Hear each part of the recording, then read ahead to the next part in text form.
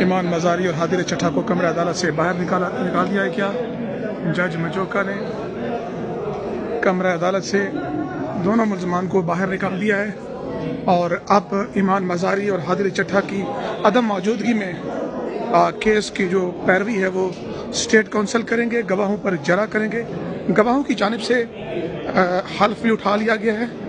ईमान मज़ारी और हादिर चट्ठा का इसरार था कि वो जो है ये चाहते हैं जज साहब, और ये अदालत का रवैया है, ये अदालत का ऑर्डर है आज का। इस ऑर्डर की कॉपी मिल जाएगी। अभी 265 की आज खारिज की है, ईमान की 265 के ऊपर नोटिस किया गया है और कहा गया है कि 265 के आर्गूमेंट सुन लें फिर जरा कराएं। उसकी पेंडेंसी के दौरान जरा हो नहीं सकती, तो वो कह रहे हैं कि नहीं, हम इसकी पेंडेंसी के दौरान जरा करेंगे और हम आपके बगैर करेंगे और आपको अदालत से पुलिस बाहर निकालेगी। तो इस वक्त पुलिस एहलकार अदालत में है जिन्होंने वकला को, एक्यूज को भी और वकला को भी, सबको बाहर निकाल दिया है और अब वो ट्रायल चला रहे हैं। तो ये ट्रायल इन एब्सेंशिया है। इसके बाद क्या करेंगे? आपके पास क्या ऑप्शंस हैं? इसके बाद ऑप्शन जी देखिए कोई भी नहीं है। जिस वक्त सुप्रीम कोर्ट से लेके एक मैजिस्ट्रेट तक सारी अदालतें जो हैं वो पर्ची पे और कॉल्स पे काम करें, तो उसके बाद कोई फैसला नहीं है। उसके बाद यही है कि हम जेल जाने को तैयार हैं, हम जेल जाएंगे।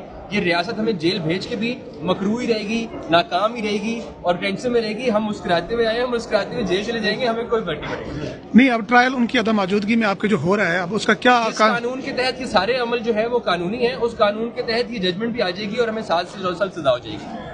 आप टाइम मांग रहे थे आधा घंटा ना मिलने की क्या वजह हो सकती है? उन्होंने आधा घंटा हमें नहीं दिया। आधा घंटा शायद उन्हें फोन पे कोई कह रहा था कि तुम्हारे पास आधा घंटा नहीं है वरना तुम गायब हो जाओगे, शायद ऐसी कोई वजह हो जिसकी वजह से वो आधा घंटा भी नहीं दे सके। 265 के आपकी मुस्तरद हुई, फिर उसके बाद हमने देखा कि ईमान की दरखास्त भी नहीं एक्सेप्ट, उस पर जरा भी नहीं हो सकी। एडमिट हुई है 265 के और उस पर नोटिस किए गए प्रोसिक्यूशन को, बट हमारी उस पर बहस सुनने को तैयार नहीं है। वो कह रहे हैं आपकी बहस से पहले मैं जरा रिकॉर्ड करूंगा डिफेंस काउंसिल की स्टेट एक्सपेंस पे जो है। हमने उन्हें कहा हमारे आर्गुमेंट सुन के उसको डिस्पोज कर दें और फिर जरा करा लें। वो कह रहे हैं नहीं, मैं इसकी पेंडेंसी के दौरान करूंगा जो कि कानून में अलाउड नहीं है। और ये मेरी बरियत की दरखास्त है, 1000 सफ़ों की मेरी दरखास्त है बरियत की, जो वो सुनने से इंकारी है। क्यों?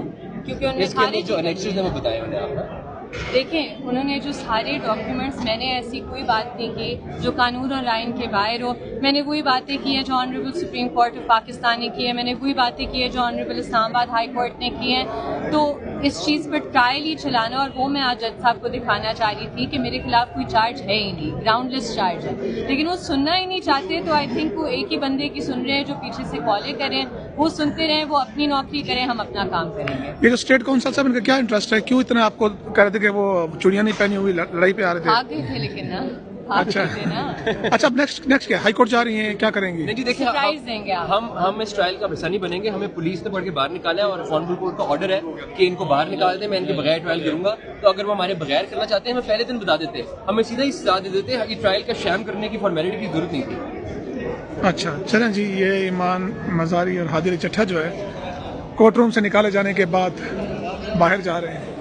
जज अफजल मजोका की ये अदालत है और ये ईमान और हादी को बाहर कमरा अदालत से बाहर निकाला जा रहा है। ये वकीलों को कमरा अदालत में नहीं रह सकते। वादे करता हूँ जी, ऑनरेबल कोर्ट ने ऑर्डर किया है कि दोनों एक्यूज को पुलिस पकड़ के अदालत से बाहर निकाल दे। मैं इनकी गैर मौजूदगी में जरा कराऊंगा और इनके बगैर ट्रायल चलेगा। ये अब ट्रायल इन एब्सेंशिया है तो ये विशिएट होगा। अब ये कर लें ट्रायल, ये हमारे बगैर ही ट्रायल करना चाहते थे, ये कर रहे हैं हमारे बगैर।